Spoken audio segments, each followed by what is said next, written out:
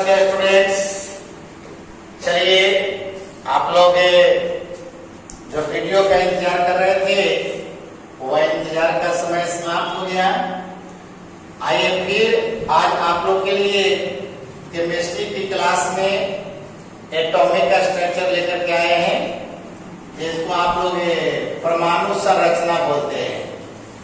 और परमाणु संरचना का पिछला जो वीडियो हमने भेजे उसमें परमाणु के बारे में बहुत कुछ बातें हमने भेजा था, आप लोगों ने उसे देखा।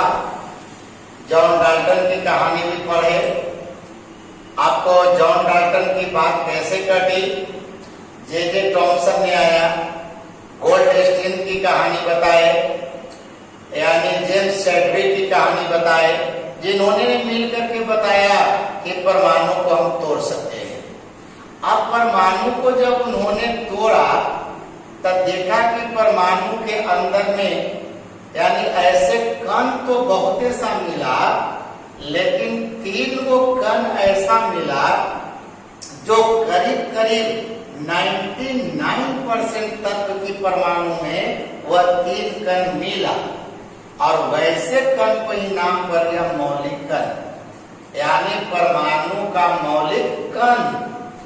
एक दूसरा वैसे भी कण होते हैं जो अधिकांशतः परमाणु में नहीं होता है, और कुछ परमाणु में होते भी हैं तो वह क्षणिक होता है, कुछ समय के लिए है, उसके बाद वो समाप्त हो जाता है।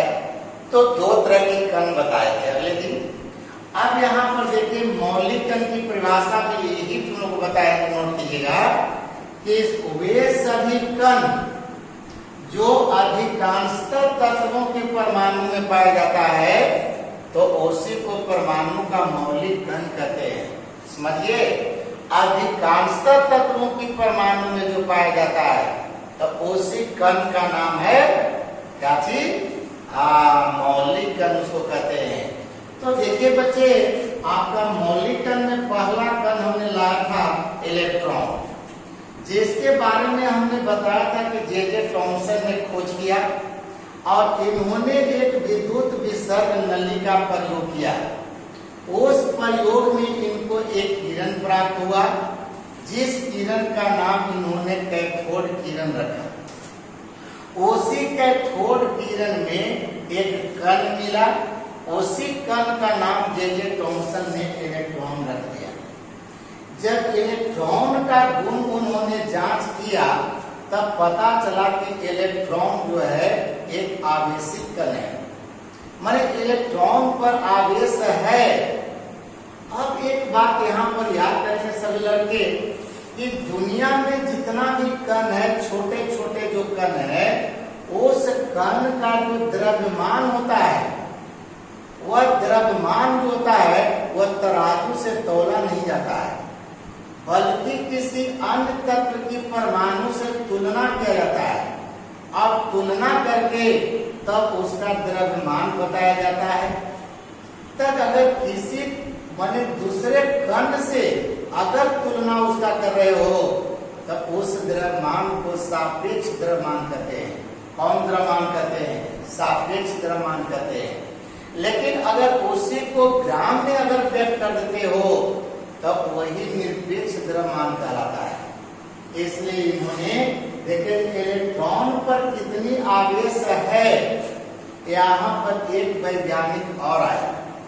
अब उन्होंने जो है जिसका नाम मिल्टन का नाम सुना होगा, तो वह मिल्टन ने तेल बूंद का प्रयोग किया, और तेल बूंद का प्रयोग करने के बाद उस कैथोड किरण के अंदर में जो कण था, उस कण का आवेश और उसका द्रव्यमान, ये दोनों का अनुपात निकाला। जब अनुपात निकाला तो उन्होंने देखा कि वो अनुपात हमेशा फिक्स है, बदलता नहीं है। अब यहाँ पर इलेक्ट्रॉन के लिए उसके आवेश और द्रव्यमान का जब अनुपात निकाला गया, जिसको E/m कहते हैं, E का मतलब आवेश, m का मतलब मास, तो इसके आवेश और द्रव्यमान का जब अनुपात निकाला गया तो ये अनुपात 1.75 गुना 10 के पावर 11 और आवेश का मात्रक हो गया कूलम्ब और द्रव्यमान का मात्रक हो गया केजी। तो कूलम्ब प्रति केजी के नाम से पुकारते हैं। इसका E बटा A का अनुपात पूछते जा, तो E बटा A का अनुपात आप थोड़ा सा याद कर लीजिएगा, ठीक है। अब देखिए जब इसकी आवेश का पता लगाया गया तो आवेश देखिए मान बहुत कम था, इस पर इतना कम आवेश था, इतना कम आवेश था, इतना कम आवेश वाला कण इसके पहले दुनिया में मिला ही नहीं था। इसलिए इसके आवेश को एक इकाई के रूप में चुन लिया गया, समझिएगा। ऐसे इसका निरपेक्ष मान बताया गया कि 1 समझिएगा सर के 1 यानी 60 यानी गुना 10 के पावर माइनस 19 इतना कूलम्ब यानी ऋण आवेश होता है। कौन आवेश? यानी ऋण आवेश होता है, ठीक है। इसलिए इसके आगे में कभी कभी माइनस लगा देगा कि माइनस 1.6 गुना 10 के पावर माइनस 19 इतना कूलम्ब होता है। ये निरपेक्ष की बात कर रहे हैं, यानी रियलिटी। लेकिन जब इसको सापेक्ष अगर मान लेते हो, तब मान पे अगर चलते हो तो इसी को हम लोग एकांक कूलम्ब क्या बोलते हैं? एकांक कूलम्ब यानी ऋण आवेश, ठीक है। यानी ऋण आवेश इतना माना गया, जिसको कहते हैं -1 कूलम्ब, ठीक है। -1 कूलम्ब मान गया। तो ये देखिए हकीकत में इलेक्ट्रॉन पर आवेश अगर पूछता है तो आवेश होता है इतना, लेकिन ये मान बहुत ही छोटा होता है, इसलिए एक इकाई मान लिया गया और तब बोला गया कि -1 कूलम्ब होता है। अब देखा जाए इसकी द्रव्यमान की बात रही तो बदलाव कि ये हो गया कौन चीज? इसका निरपेक्ष मान, यानी इसकी आवेश का मान हो गया। किसका मान हो गया? आवेश। अब बताओ तो इसका आवेश का मान हो गया। अब बताओ E बटा M का मान हो गया। तब जरा सोचो कि इसका E में यानी E बटा M से अगर भागा देते हो तब भागा दीजिएगा तो क्या लिखेगा? अगर इसको गुना में बदल दोगे तो M बटा क्या हो जाएगा? E।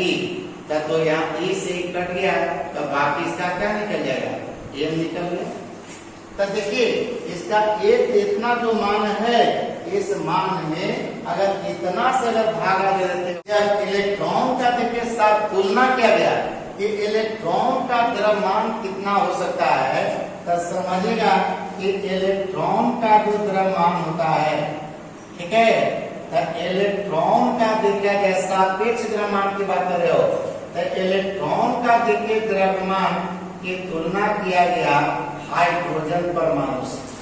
अब यहाँ पर देखिए हाइड्रोजन परमाणु का जो द्रव्यमान था, उस द्रव्यमान का, ठीक है, द्रव्यमान का यानी कि कहा जाए 1837वां भाग होता है लगभग।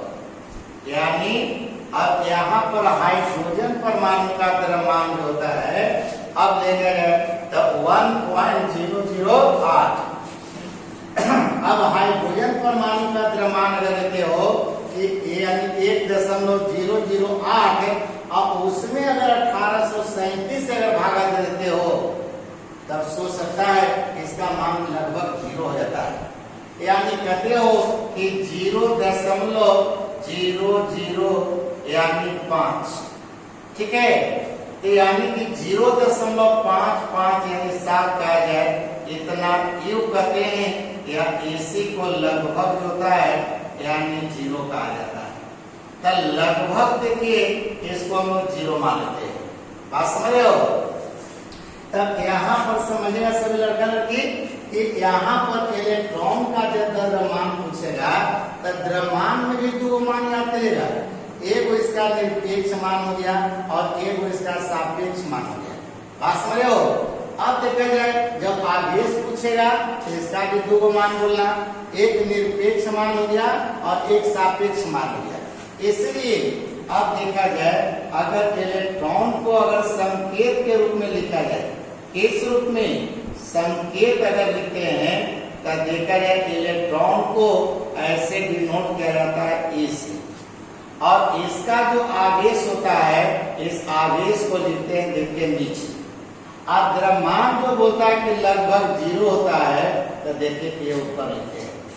तब कहीं भी केमिस्ट्री के किताब में रहती इस तरह का अगर चीज लिखा हुआ है तो आप लोग सभी बच्चे समझ जाइएगा कि आपका इलेक्ट्रॉन लिखा गया है।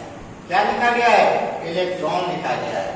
अब देखा जाए सभी बच्चे आप लोग कि दूसरा जो कण हमने बताए थे वह कण था, देखा जाए प्रोटॉन था। क्या था जी?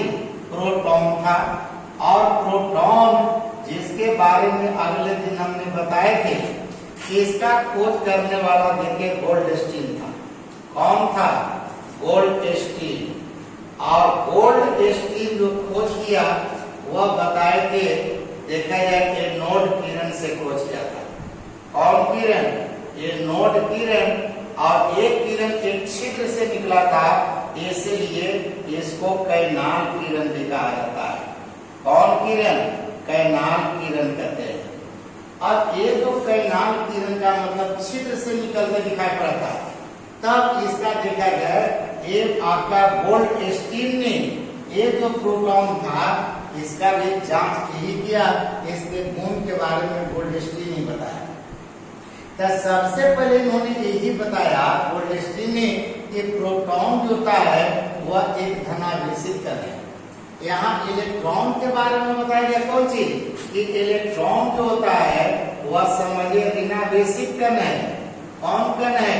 यानी ऋणावेशित कण है, मतलब इस पर देखा जाए ऋण आवेश पाया जाता है। लेकिन प्रोटॉन के बारे में देखिए गोल्डस्टीन ने बताया कि ये जो प्रोटॉन होता है वह धनावेशित कण है। कौन कण है? धनावेशित कण है। तब जब धनावेशित कण है इसका मतलब कि इस पर भी तो आवेश होगा। तब जब यही जब आवेश का पता लगाया गया किसका? यानी प्रोटॉन का, तब आवेश का जो निरपेक्ष मान हो गया, समझिएगा, तब इसका भी निरपेक्ष जो मान आया वह समझिए इलेक्ट्रॉन के ही बराबर है। अब इलेक्ट्रॉन पर आवेश था 1.6 गुना 10 के पावर -19, इतना कूलाम जो हो गया ये धन आवेश हो गया। बात समझिएगा सब लड़के। देखा जाए यहाँ पर इलेक्ट्रॉन पर जो आवेश था तो इतना कूलाम ऋण आवेश था, लेकिन इस पर जो हुआ इतना कूलाम धन आवेश हुआ। पहला बात देखिएगा दोनों में अंतर। इलेक्ट्रॉन पर देखिए आपका ऋण आवेश है और प्रोटॉन पर आपका धन आवेश है। अब देखा जाए लेकिन दोनों आवेश का निरपेक्ष मान जो होता है वह बराबर है। माने इलेक्ट्रॉन पर जितना आवेश होता है माइनस, प्रोटॉन पर उतना ही आवेश होता है प्लस। इसलिए इसको आप लिख सकते हैं कि प्लस 1.6 गुना 10 के पावर -19 इतना कूलाम। तो यहाँ पर देखिए प्लस लिखा गया है और वहां पर देखिए माइनस लिखा गया है। दोनों का मान बराबर है लेकिन प्रकृति विपरीत है। एक ऋण आवेश में है तो दूसरा धन आवेश में है, ठीक है। लेकिन यही कहता है इसी का जब सापेक्ष मान निकाला गया, तब जब इसका सापेक्ष आवेश का मान निकाला गया तो इसी को लगभग माना गया एकांक कूलाम धन आवेश। समझिए, तो एकांक कूलाम धन आवेश माना गया, ठीक है। इसलिए इस आवेश को हम लोग लिखते हैं यानी एकांक कूलाम क्या चीज, ठीक है, एकांक कूलाम धन आवेश कहते हो, अर्थात लिखता है तुम लोग क्या प्लस ओवर, ठीक है। यहाँ पर समझिएगा, तो एक प्रोटॉन का जो हो गया आवेश, तो देखिए इलेक्ट्रॉन का आवेश और प्रोटॉन का आवेश ये दोनों बराबर है, लेकिन वहां पर देखिए धन आवेश है तो यहाँ पर देखिए ऋण आवेश है। क्लियर। अब देखा जाए जब इसकी द्रव्यमान की बात करते हो तो इसका द्रव्यमान जो है सोचा जाए, पहले आप कह सकता है कि इसका निरपेक्ष मान कितना होता है, तो जब इसका देखिए निरपेक्ष मान अगर पूछता है तो इस स्थिति में आपको ग्राम में बोलना पड़ेगा। क्या बोलना पड़ेगा? ग्राम में बोलना पड़ेगा।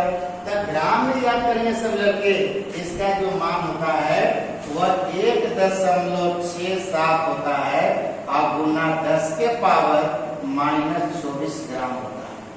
बात समझिएगा, ठीक है। तो एक जो होता है, एक प्रोटॉन पर जो द्रव्यमान है उसका वजन वह लगभग इतना ग्राम के बराबर माना गया है।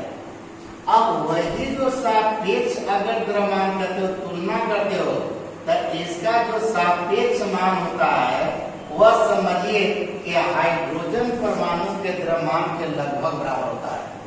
यानी हाइड्रोजन परमाणु का 1.008 करते हो तो इसका देखिए हम लोग बोलते हैं 1.0075 इतना क्यूब होते हैं। अगले दिन फिर मिलेंगे, तो यहीं पर क्लास को आज स्टॉप करते हैं। धन्यवाद, गुड नाइट।